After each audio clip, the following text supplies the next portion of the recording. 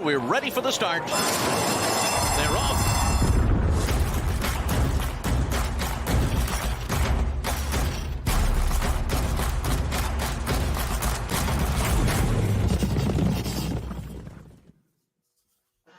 It's Friday, and that means first call. Welcome in, everybody. Jeremy Plonk, Jeff Siegel for Express Bet and First Bet. It's our chance to look ahead to the weekend stakes races, and it's a big weekend in Maryland. The Maryland Million renewed for the 37th time, the oldest of the state-bred versions of the Breeders' Cup. Spawned by the great Jim McKay. Jeff, the story is that on the plane ride home from Hollywood Park from the 1984 inaugural Breeders' Cup, Jim McKay said, "Why can't I do this in my home state?" And he helped get the Maryland Million going. It'll be renewed this Saturday at Laurel, and just one of many stakes races we'll take a look at this weekend, include 3 from Laurel Park.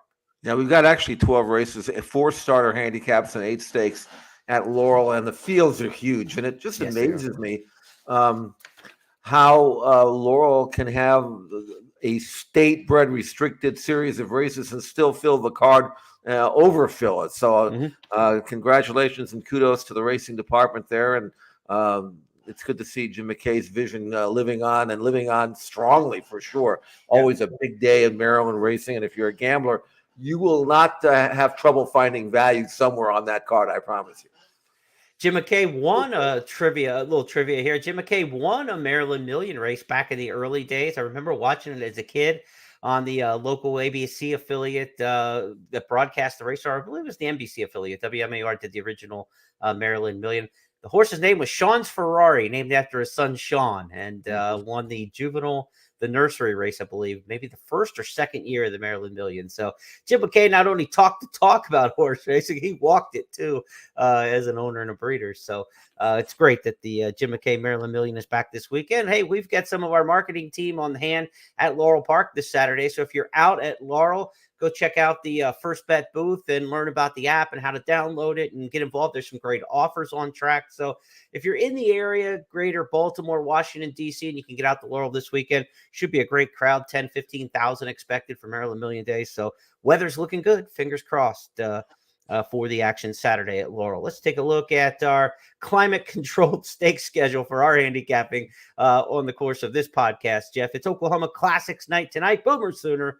We'll talk about some of the races at Remington Park and the promos going on there. On Saturday, we'll get into the Maryland Million with the Nursery, the Lassie, and the Classic as the 3 races that we'll review in our handicapping.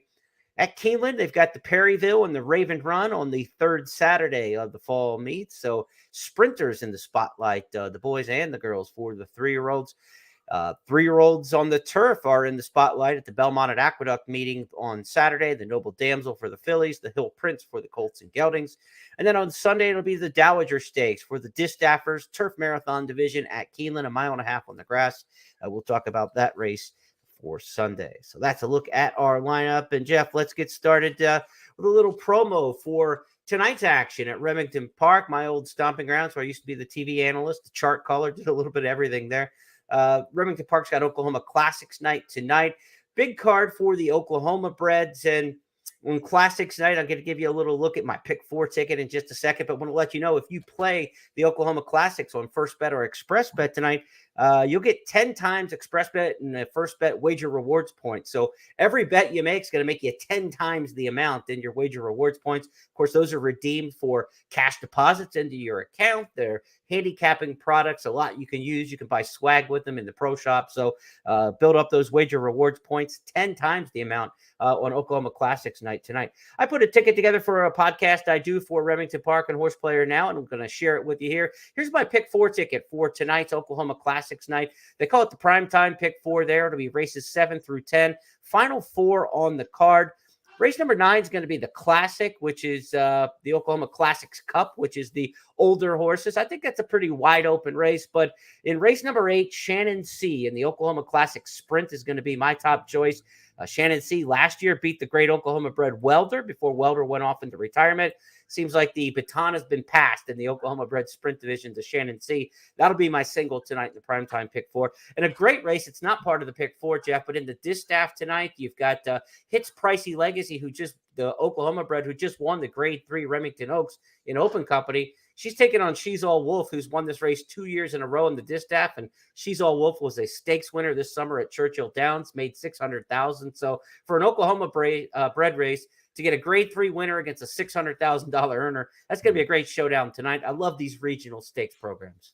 Yeah, no, it's fun. And again, I mentioned Laurel, but Oklahoma does a great job as well. So if you are looking for big fields and value, you got plenty to choose from this week. And we've got some Laurel handicapping that I think could prove profitable. And so we've picked out 3 races to handicap, but dive in. There are lots of good value plays throughout the day in Maryland for sure.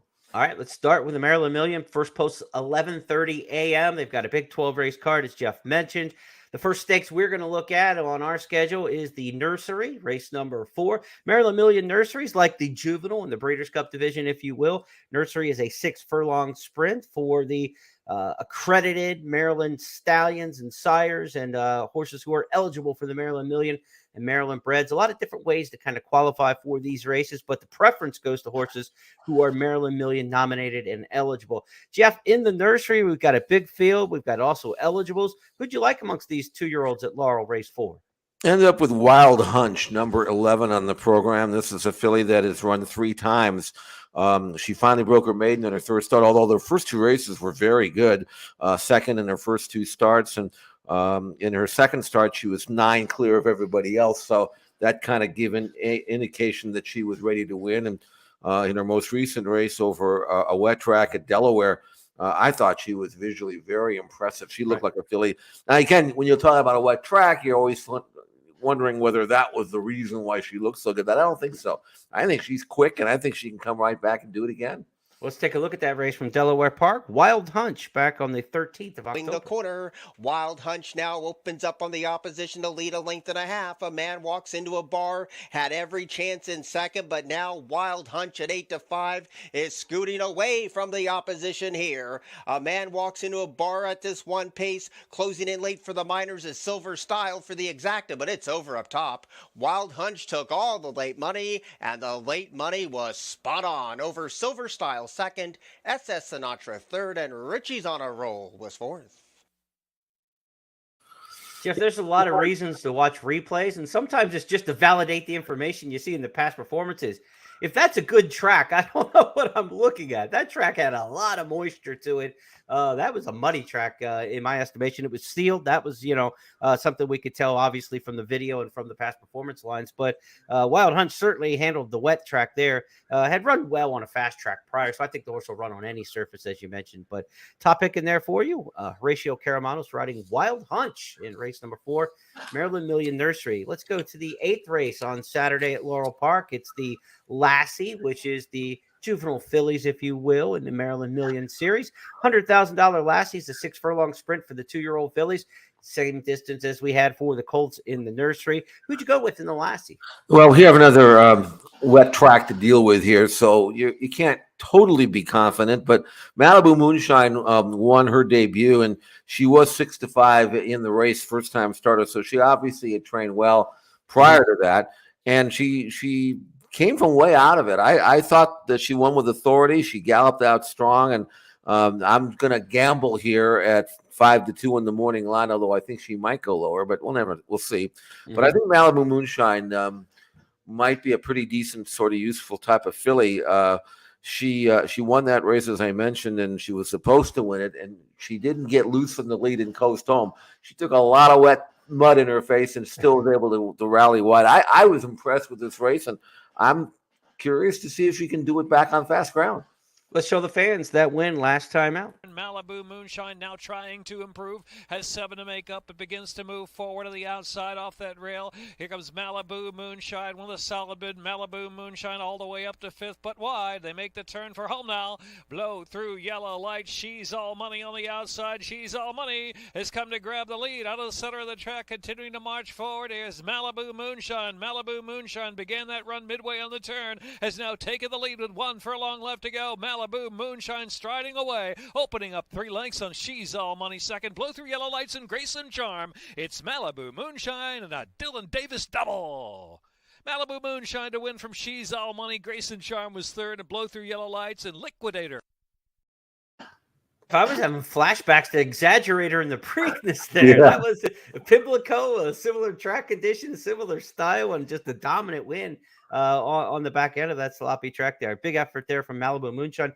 This is a deep race in terms of horses who have already had stakes experience, right? Several come in from the Blue Hen, the Small Wonder Stakes at Delaware Park. Horse who ran good in both of those was Chickiness, the runner-up in both efforts. Trainer Jamie Ness on a roll around the Mid-Atlantic as he tends to get in the hot streak. So would not be surprised if Chickiness and jockey Jaime Rodriguez are, prime in this spot to maybe be competing for favoritism. But I think that Charlie Baker horse that you have from New York, it was a Maryland bred, but based out of New York, Malibu Moonshine, probably goes favorite in here. But the Ness horse is going to take a lot of money, so it might keep you from drifting too low. Well, Chickiness actually is the morning line favorite at 2-1. Although the way Malibu Moonshine won, I wouldn't be surprised if she went favorite. But now she's got to prove that.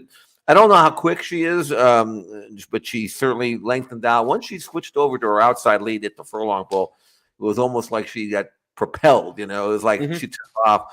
And so it's good to know that at least she can come around horses and win. And it's just a matter of whether or not the wet track, and that was a wet track, if that was the reason or not. So you're going into the race with a little bit of a question mark, but she won like a nice filly. And again, this is a race for 2-year-olds at different stages of development.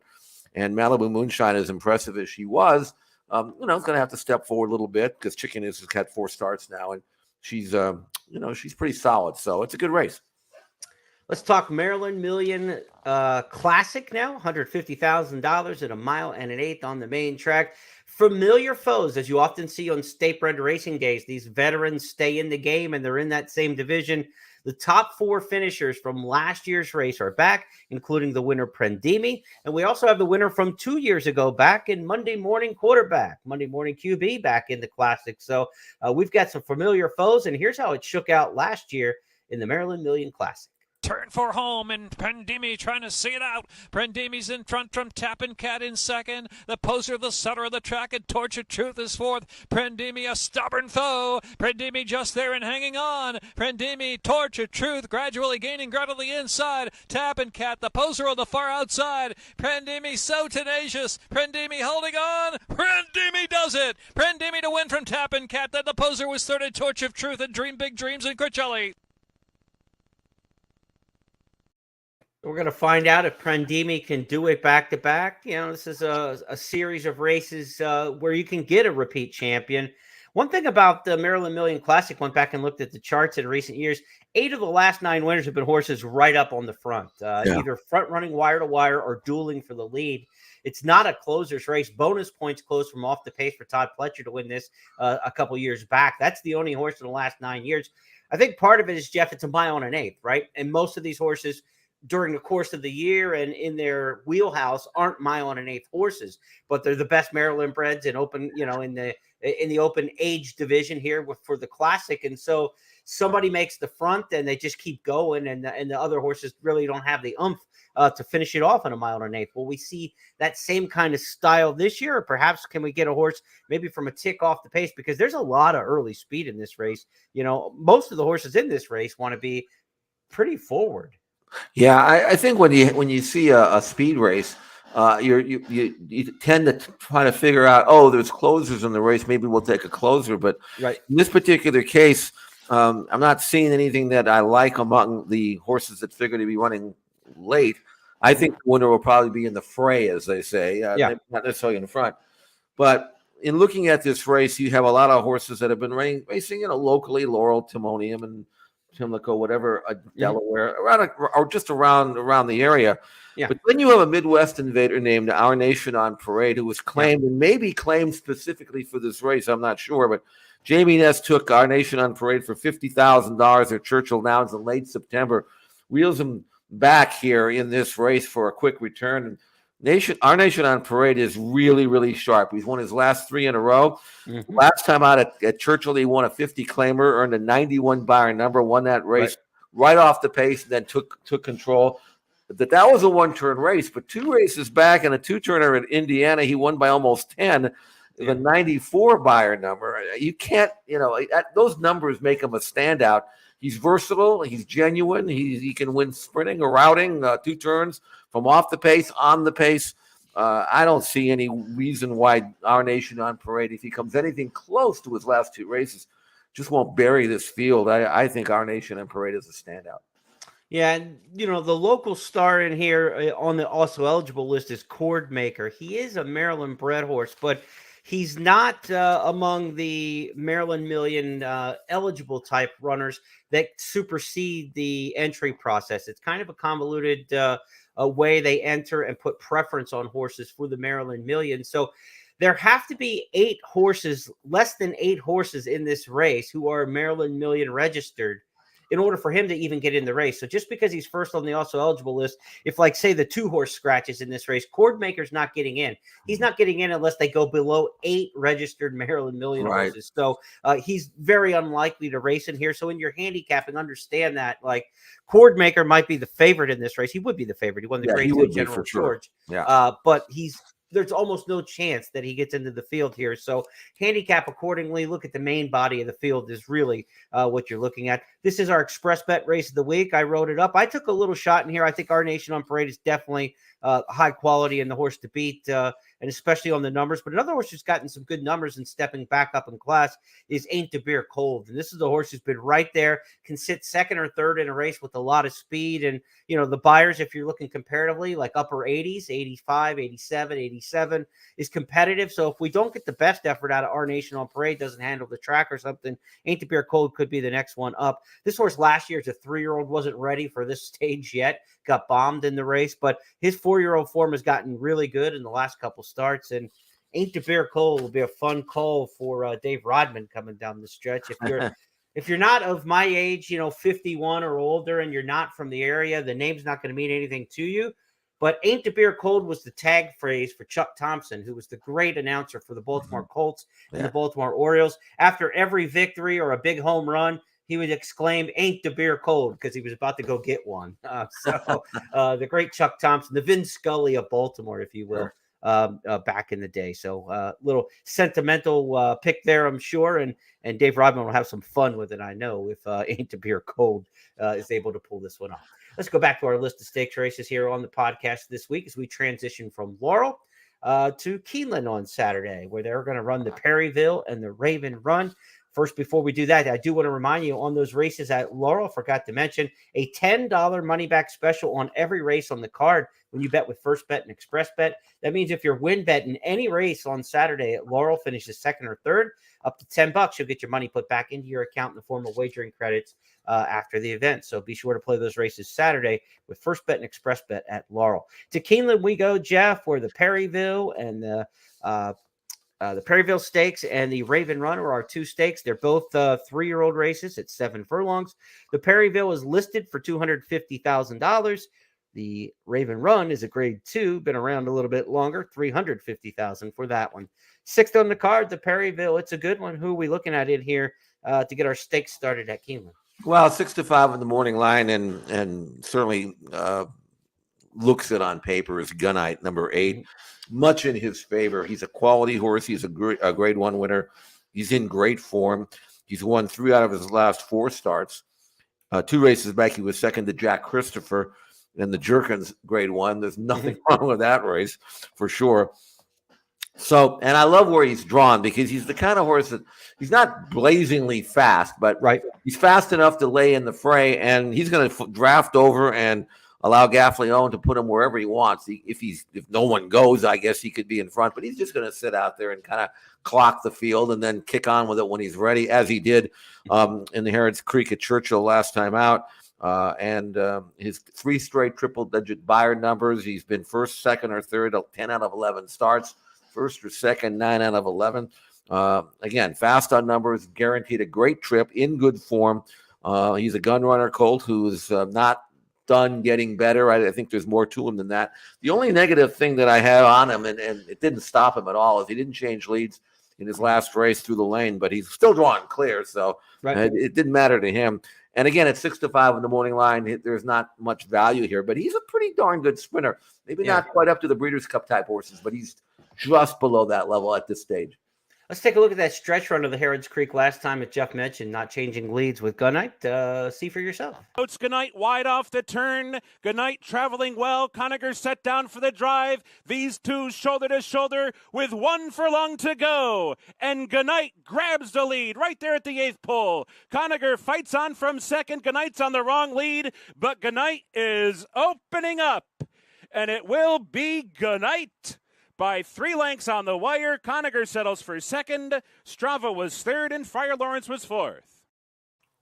So, Jeff, if we have any alternatives to the favorite in here, if you didn't like what you saw there or you don't want to take a short price, what about B-Doc? This is a horse for Doug O'Neill, was California-based, obviously, well, with O'Neill, but he's been in Kentucky so long, he's got to register in Kentucky to vote. I mean, this horse has been, I believe he's been in Kentucky since April. I mean, you look back at the running lines of where he's been racing and, where he's been training since he came to Keeneland to break his maiden by 11 lengths in the spring meet.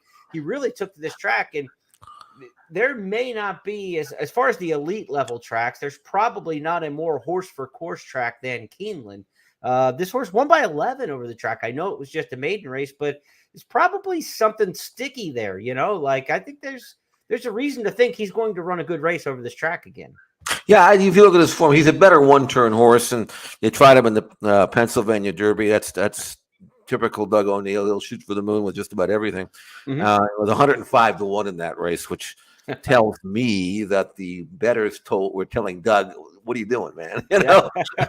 But he was sixth. He wasn't embarrassed. But if you go back and look at his one-turn races, he won a 7/8 race at Ellis Park, 2 races back. Of course, Perryville at 7 furlongs.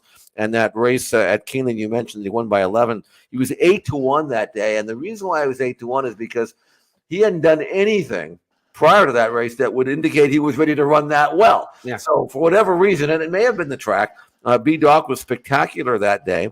And you're right. I mean, if Gunite, for whatever reason, doesn't fire, B-Doc, who is nowhere near as fast on speed figures, but he's as fast as the others. So if you're looking for an exact at 6-1, B-Doc should be used somewhere there, if not on top, then in the 2-hole, and picking up Joel Rosario won't hurt either. So I think it's a Gunite to B-Doc exact, and that's the way I'm going to play it. Pinehurst, last year's Del Mar Futurity winner, is not the same horse at 3 that he was at 2. He's changed hands a bunch from, Baffert to Terra Nova to run in the Amsterdam at Saratoga. Now shows up with Brendan Walsh, so a complete trainer change here. A lot of times you'll see Baffert horses go to Terra Nova to run one start, and just kind of the association, if you will, that Terra Nova and Baffert have had over the years to run one start in New York. But to go to Brendan Walsh now, this looks like a complete change of operation. Yeah.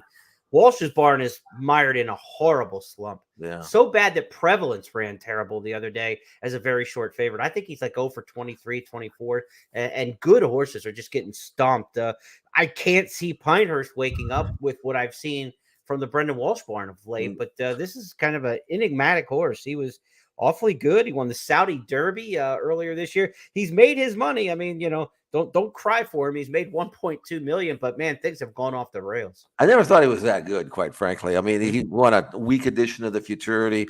I still can't figure out how he won the Saudi Derby, but he did. And then since then, he's been beaten a total of, in 2 races, 75 1/4 lengths. So he's 20-1 for nothing. But you're right. You doesn't have to apologize. He's earned $1.2 million, and he's still a 3-year-old, but he's a big price for a reason. You mentioned the 105-1 on B-Doc when they went and took their shot at the Pennsylvania Derby, and Doug O'Neill will shoot for the moon. It's good to know your trainers. I remember back when we did the night school fan education program, we were at Monmouth for the Haskell that year doing an on-site fan education event. We had Benny Perkins, the trainer, really good trainer in the region in New Jersey. And Benny came up and he did a little Q&A with the fans with us. And then we recorded some stuff for night school to teach the fans more about handicapping. And we were talking about shippers and horses moving around, because in that part of the country, New Jersey, on the East Coast, there's a million places you can go and run and look through the condition book. And Benny Perkins said, if I'm not first or second choice, I'm not leaving home. He's like, So if you see me on the road, we are expected to win. Right. If we're not first or second choice, we don't ship. Benny would not go anywhere at 105-1. Is when you said that, like Doug will take a chance. The first thing I thought of was Benny Perkins telling me, if we're not first or second choice, we're not leaving the house, basically. So that's the difference in trainers, right? You get to know the programs and the patterns and the habits of these men and women who train horses, and it can help you in your handicapping of like, hey, this is out of the norm for them, or this is right what they normally do. Good to get a feel. And that's why one of the things, get a little bit off track before we move on to the Raven Run, but that's one of the dangers of national simulcasting is we have taught players in this game to just go to the next track at like 6 minutes to post, right? And like, I don't care if you live in Delaware, California, or Florida, Saratoga, and you play Saratoga. There's not that regional, maybe you get this in California more because you guys are more on an island out there, right. and a lot of your players are, tried and true California players. But I just run into so many players who know a little bit about a lot of different circuits, but right. don't know any particular circuit to the bottom, right. and just top to bottom really have a great understanding of what they're watching. And I think that's a little bit of a negative in this national simulcasting world that we live in. Yeah. I try to concentrate on California because that's where I'm here. I feel I got a really good feel for California, but the problem is sometimes you have better wagering value somewhere else, bigger fields, right. More diversity in your entrance, horses coming from different tracks. Here, a lot of times you get the same horses running at the same horses. There's not an edge, So you almost have to go to where the edge is sometimes. But I do think this, Jeremy, if I see a race that I'm intrigued in, there's sufficient information, at least on that one race, where I feel I can find anything. There are all the replays, anything you want to know. Good point. You can feel like if you do the work, you just can't gloss through it and think you know it. But if you find a race that you really think you can beat, I go and I make a play. I go into it with confidence. But if you're playing the whole card, it's almost impossible to really. Yeah, I think that's where I probably should have spoke clear about it, because I think if you are going to play nationally, stakes races are a great place to do it, because it is a lot of the same 20, 30, 40 players nationally. So you get to know those players, the trainers, the jocks, that kind of deal like that. The horses, you can get all the information you want, to replays, everything like that. A lot of common opponents because they've run in different stakes around the country, that kind of deal. So I think if you want to play nationally, stakes races are a great way to do it.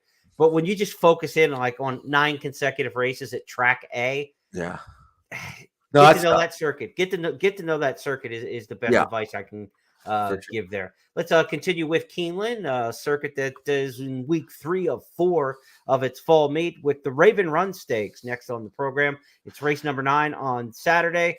Jeff, we've got a nice field of 3-year-old fillies in here, but what we don't have is a horse who's raced at Keeneland before. All of them will be making their first career starts over the track at Keeneland.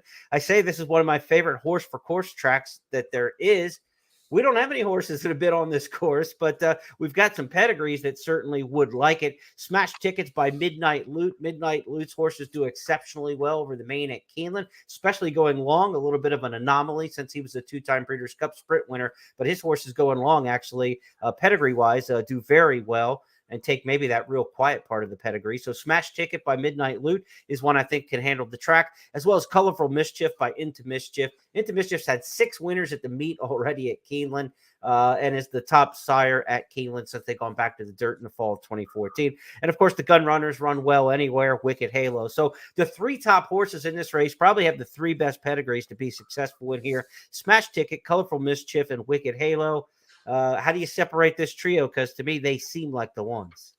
It's a tough race. It's a good race. This is a grade 2, but it's a legitimate race for 3-year-old fillies. And Smash Ticket, I remember watching her as a 2-year-old at Del Mar, and she was very impressive in her both of her starts at Del Mar after getting beat at Lone Star.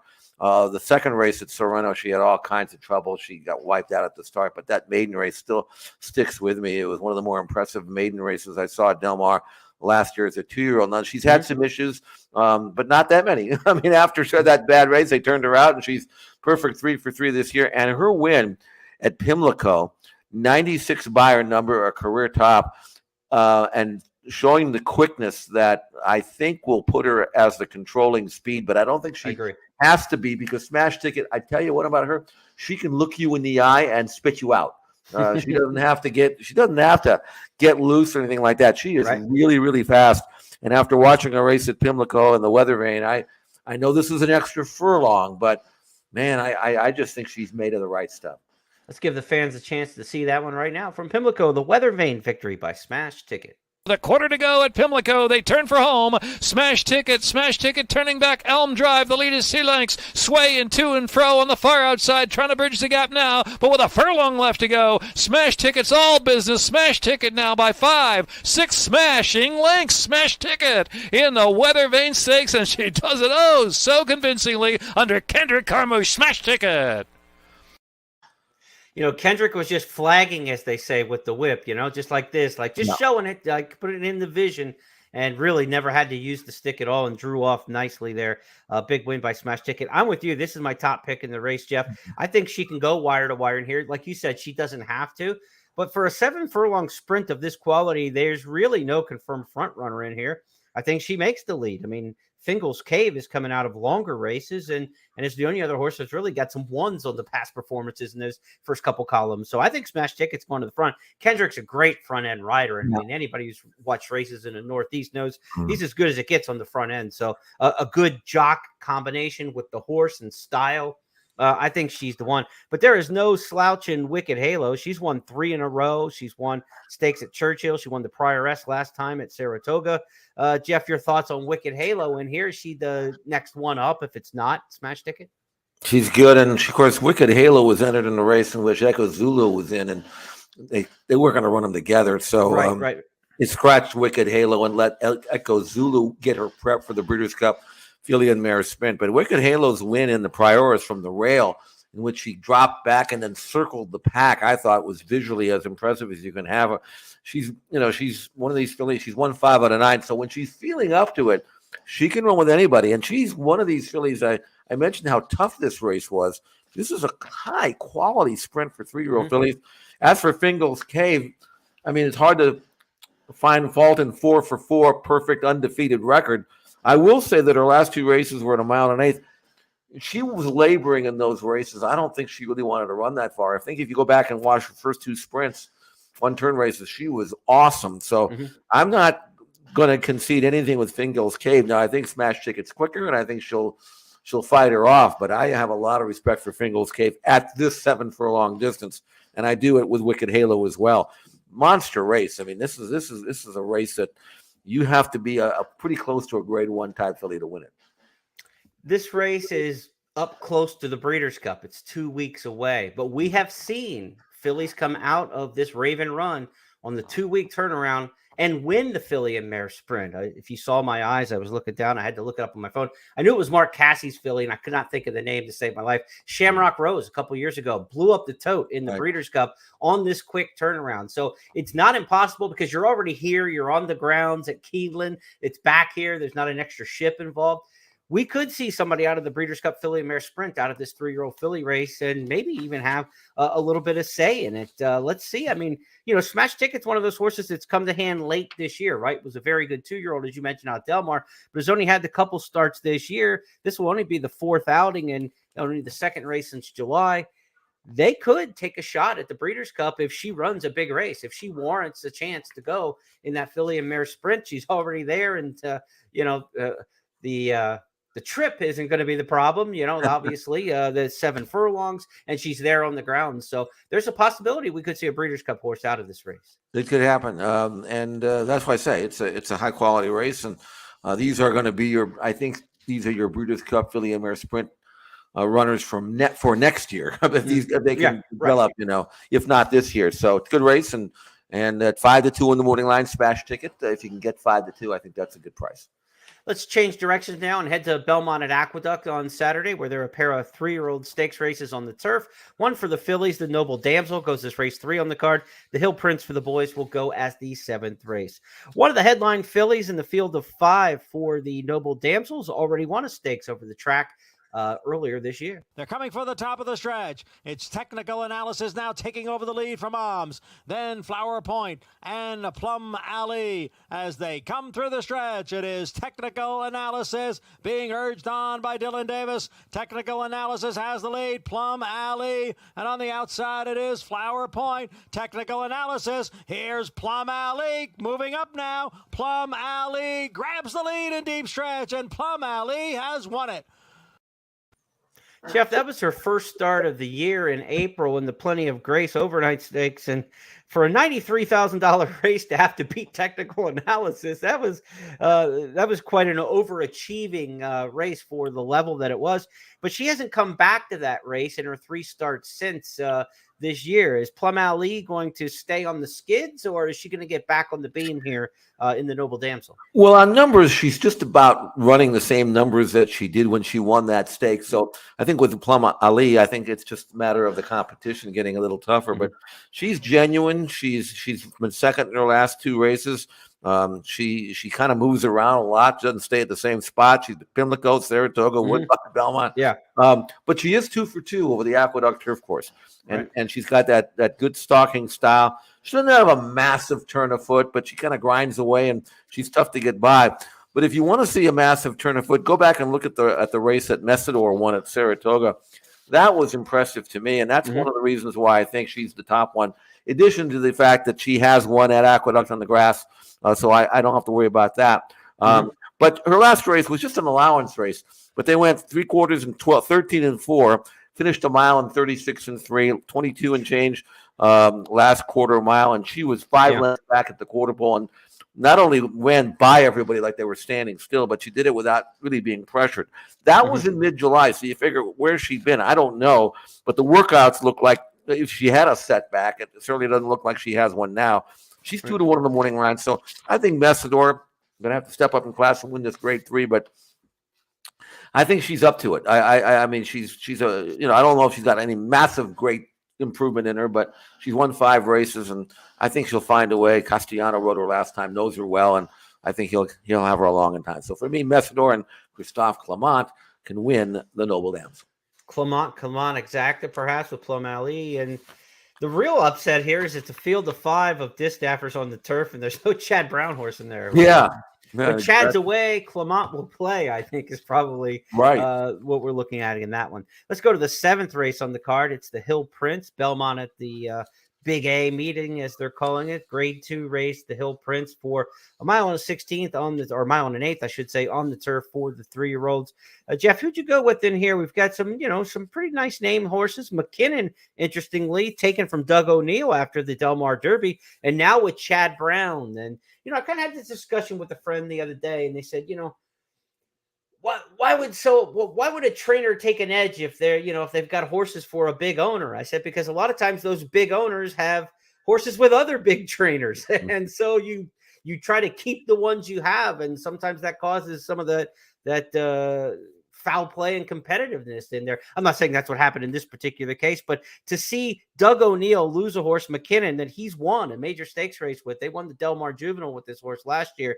You lost him to Chad Brown, and that's, something that, I don't think there was an owner change in this race. Maybe the horse was sold since, or is that the same? Yeah. No, I think it's the same group. I think what happened with McKinnon is he just wasn't delivering. He didn't have a great trip in the Oceanside. He was beaten up north on the all-weather in the El Camino Real Derby by a horse that he should have beat. And then in his last race, the Del Mar Derby, I was willing to give him one more chance, quite frankly. And I just didn't see anything in that race that would lead me to believe that he was going anywhere, given the circumstance he was in. So I think what the owners decided to do is said, look, let's try. This isn't working. He just doesn't seem like he's the same horse as we had last year when he won the Zuma Beach. He hasn't won since. So now he shows up in Chad Brown's barn, and obviously Chad's a great trainer. I want to see McKinnon show me more than he's been showing for me to jump on his bandwagon. Yeah, I just, if he improves that much for Chad and he wins, so be it. But I'm going to try a gamble here, and it's a gamble because there's lots going to have to happen for Be Better to win this race. But after he won his maiden at Monmouth, I thought that was really nice. And then he came right out of that race and just ran lights out when he won a race by 5 and looked like a legitimate 3-year-old class stakes kind of horse, being by Uncle Mo. And I tried him in the Curlin. I thought that was a race that maybe he could run well in, and he got beat 65 lengths, virtually eased, and something went amiss there. Right. So that was in late July. I haven't seen him train, but they've been training him on the grade, they being Todd Pletcher. And being by Uncle Mo and not of him, everybody's smart strike. I mean, he doesn't jump off the pages. He's going to be massively better on grass. But I think that he probably is trained well enough on turf for Todd to give him a chance here. And based on that 91 buyer number that he earned 2 races back at Monmouth when he looked like a terrific horse, I'm going to gamble that he's going to bounce back with his best race, and that best race can be transferred to grass. And if that's the case, I think Be Better's got a chance to win this race at 6-1 with Irad taking over. So I like number 6, Be Better, mild surprise to win the Hill Prince.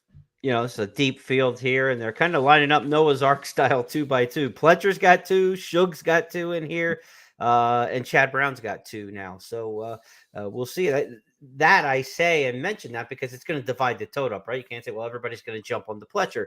Everybody's going to bet Shug like they usually do. Everybody's going to bet Brown. They each have 2 in this race uncoupled, and it's a deep race with other runners in here. What do we got? 4, 8, 9, 10 entered in the Hill Prince Stakes. So the other thing, Jeremy, I want to point out is that this race looks like it's going to be very slowly run early. And not only because it's grass, but because there really isn't any front speed in here. The horses that do lay close up are coming out of races in which they're slowly run. Man, I'd like for them to ride Be Better aggressively and put him on the front end. He's got races that he's shown speed, and I don't think he's ever been asked to show it. But man, put him on the front end and just wire the field. I'd love to see that. At least give him that chance to do that. Jockey instructions. If you're listening, get out to the front. Jeff Siegel wants to see you up front. Let's look at our Sunday Stakes race that we'll feature here. It's the Dowager at Keeneland, 1.5 miles on the grass. They ran the Sycamore last week for the turf marathon male division. This is the filly race and the last big turf stakes for the routers here at the Keeneland Fall Meet. Jeff, where'd you go in the Dowager? Hard race. I really had a hard time with this one. I wanted to pick Flying Fortress for Shug. Again, an Uncle Mo filly coming in from Colonial. I think she's getting better and better. I don't know if she's quite there yet against this group, and who knows how she'll handle a mile and a half. I would definitely throw her in if you're playing it, pick 3s or something like that. But I ended up with Beside Herself. Again, looking at a filly that might be able to wire the field, another Uncle Mo.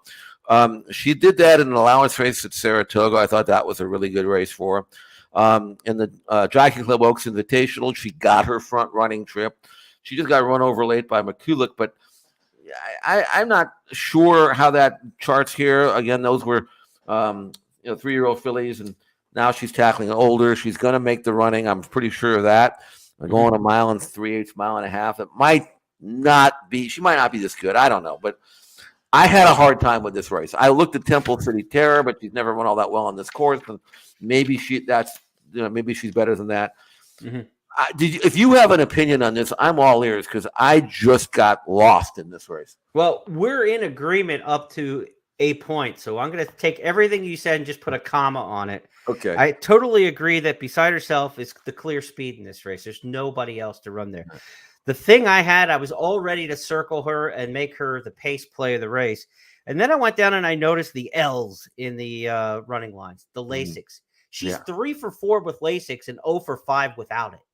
And I'm wondering if she's one of those that has an issue, and it usually shows up late in races when horses have a bleeding issue. And so she's probably going to make the lead comfortably in this race again. And I'm wondering if when it really comes time to knuckle down and bear down, that she's going to miss not having the Lasix. And then I think, so who's going to sit second? That's the way I looked at this race then, because it's like, it's still pace aided. Somebody's going to win this race from the front, I believe. So I thought the horse right next to her, Stand Tall, was interesting. Look at the running lines. How many times is Stand Tall sitting second in races? Probably 70% of the races on her form. If Giroux, who's a good aggressive jockey, puts her right behind Pratt, she may inherit the lead when Stan Tall starts to back out of it if the non-Lasix races repeat themselves. And then all of a sudden you're at the top of the stretch and you inherited the lead with a 15-1 shot. That's how I'm seeing this race, and I'm going to take my shot with Stan Tall in there. The fact that she's 2 for 2 over the turf course here doesn't bother me at all. I like to have that in your back pocket. And Temple City Terror is the best horse in the race. I feel confident about that. She's taking on Warlike Goddess, Virginia Joy. I mean, those horses would be 1-5 in this spot. But Brendan Walsh, I am not touching any of his horses with a 100-foot pole right now. They are just running terribly. Just like they're all these Godolphin, royally bred, beautiful horses, and he's over 23, 24, whatever it is at the meet. Prevalence can't even get a check the other day. I mean, and Temple City Terror is going to get bad, right? So, like, if you want to take the Walsh on the snapback and say, okay, this is the one he's going to get him when he's a price now. You don't buy low on him right now at 0 for 20, whatever, for the meet. So, I'm going to take my shot against Temple City Terror. I end up picking the horse third because I think she's the best horse in the race, but his horses are just finding ways to get beat right now. So Stand Tall for me in an upset, Jeff, but we see the race visually the exact same way. And if Beside Herself doesn't have a Lasix issue, she could wire this field. And I don't know that. None of us do, right? We're not in the insides and the biochemistry of the horse here. So we're just trying to speculate off of what we see from the past performances. But the way Todd Pletcher's horses are running right now, everything at the meet's running great. So you're taking a low risk proposition with Beside Herself. You know she's going to get the lead. You know Pletcher's fantastic at the meet right now. You know Flavian Pratt's great on these kind of horses. There's a lot to like there. I'm just hoping at like 15-1, Stand Tall inherits the lead at the top of the stretch and somebody doesn't come get her. That's what I'm hoping. Yeah, no, it makes perfect sense. I that's the way the race shapes up. It's a good race, and go for a price because they're all going to bunch up, and we'll see what happens from the quarter pole to the wire. So a big weekend of racing. It's if you're a quarter horse fan, it's the AQHA Challenge Championship this weekend, Saturday night at Horseshoe, Indianapolis. The Challenge Championships goes there. North of the border in Canada, Jeff, we've got eliminations for the Breeders' Crown this Friday and Saturday at Woodbine Mohawk. So be sure to check out our harness handicapper, Al Samaglia. He'll have his stuff up later today for tonight's eliminations for the Breeders' Crown and also tomorrow. So you want to check that out, expressbet.com and news.first.com. And really great promotion for our harness fans out there. Even if you're not a harness fan, this is one to jump into. If you bet $100 tonight or tomorrow on the Breeders' Crown eliminations with ExpressBet or FirstBet, they'll give you $25 to bet the finals back next week. So a 25% rebate. If you bet $100, you get 25 back to bet next week on the eliminations or on the finals from this week's elimination. So a great promo there. Reason to play. Get into the harness action tonight. So big weekend for the harness players. Big weekend for the quarter horse players. Huge weekend in Maryland for our friends at the Maryland Jockey Club and the Maryland Million. And my buddies in Oklahoma have got a big night tonight with the Oklahoma Classic. So good luck to Dale Day and all the folks there in Oklahoma City with the event that they're putting on. Jeff, this is a fun weekend. It's not the Breeders' Cup. We're still 2 weeks away from the Breeders' Cup, but it's got its own interesting nooks and crannies. Yeah, and then speaking of Breeders' Cup, entries close Monday. They'll be announced Wednesday, or at least the pre-entries. Right. So it won't take long for us to dive in as soon as those are announced and start working on that guide. That's going to be kind of fun. And so start working on it. I haven't slept this month. I know. I mean, you've been working on it, and the handicappers will be working on it once those entries are announced. And you never know. I mean, there are horses that'll be entered that you probably weren't expecting to see, and that's certainly the case with the Euros. But even locally, if you read about a workout pointing for the Breeders' Cup, this or that, really? Okay. I have a hunch it's going to be, I don't know what the record is, but I wouldn't be surprised if you see a massive amount of entrants, which is good for the handicapper. It gives us more work to do, but it gives us more options as well. Can't wait for that. Again, those entries will be announced next Wednesday, the pre-entries, and then we'll go from there. Little Breeders' Cup news in the last 24 hours, and this is something you and I speculated on Tuesday on It's Official last week, I believe, after the Breeders' Futurity. We said it was a knockdown drag-out between Forte and Loggins, and both you and I said if we had Loggins and we had our druthers, he would pass the Breeders' Cup and await a 3-year-old campaign or even November for the Kentucky Jockey Club. Brad Cox said yesterday, no Breeders' Cup juvenile for Loggins. I think that's the smart move. They're going to wait for a 3-year-old campaign. He also mentioned in that same interview I saw in the Racing Press that Cyberknife will be going to the Breeders' Cup Dirt Mile, which seems to be a very good placement for him. And by the way, if you haven't seen the workout from Forte yesterday at Keeneland, he did not look good. He got outworked by a stablemate. And I think our first inclinations that Breeders' Futurity was too tough of a prep race for those 2-year-olds is coming to fruition. Loggins is taking a pass, and Forte did not work well yesterday. So more reason to make Cave Rock 3-5. He might have been 6-5 against Forte, but the Forte I saw in that workout yesterday, Cave Rock is now 3-5. Based on that, and it's not just the 2-year-olds. That's why you really want the workouts are sometimes the tiebreakers. You know, if you like one or two horses, you tend to lean toward those horses that are working well. But sometimes it can really tell you where a horse is at, because so many of these horses have to run hard just to get to a point where they're considered. And sometimes when they look like their form suggests that they should be in the race, but their body says, you know, I've done enough, you know, and you got to go through it. You got to watch those works, and we'll have them on XPTV, as many as we can find, and have all the information hopefully you'll need and will need to make proper selections when the entries are finally drawn in a couple of weeks. Yeah, that First Bet digital wager guide for Breeders' Cup will include a bunch of workouts and analysis of those workouts on top of some of those with the bullet drills that they do at XBTV. So it'll be a great place to check it out. Breeders' Cup portal at XBTV as well. This is the time to start to study those workouts and get into it the final 2 weeks here before the Breeders' Cup. And Flightline's last work in California comes up on Saturday. You can see that at XBTV and at Watch XBTV on social media. So be sure to check out Flightline's workout Saturday morning as he preps for the Breeders' Cup Classic and the big one. A lot to look forward to this weekend. And next, and of course, that's going to wrap up this edition of the First Call podcast. On behalf of everybody with First Technologies and my partner, Jeff Siegel, I'm Jeremy Plonk. Get in some Oklahoma Classics tonight, some Maryland Million tomorrow, and a whole lot of harness and quarter horse racing as well. We'll talk to you on Tuesday with It's Official.